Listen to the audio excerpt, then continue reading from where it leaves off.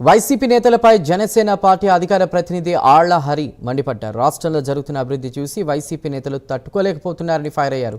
YCP అరాచకాలకు అల్లకల్లోలాలకు తెరతీశారని అన్నారు. ఈ సందర్భంగా శ్రీనివాసరావు తోటలోని అచ్చయ్య డాబా సెంటర్లో ఉన్నటువంటి వంగవీటి రంగా విగ్రహానికి వినతి పత్రం అందజేశారు. వైసీపీలో ఉన్న కాపు నేతలకు మంచి బుద్ధి ప్రసాదించాలని వినతి పత్రంలో కోరారు.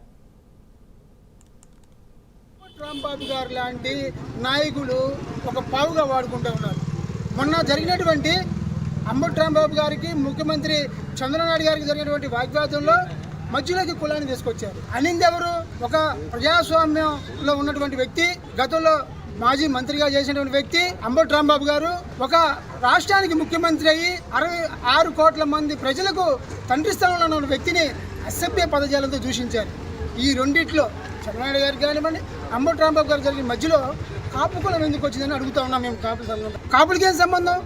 అనింది రాంబాబు గారు ఇష్టం వచ్చినట్టుగా సభ్య సమాజం తలదించుకునే విధంగా, అప్రజాస్వామికంగా, మహిళలు తలదించుకునే విధంగా అవమానకరంగా మాట్లాడింది అంబటి రాంబాబు గారు. అంబటి రాంబాబు గారికి చంద్రబాబు గారు అన్నారు. మధ్యలో కాపు కులం ఏం చేసింది?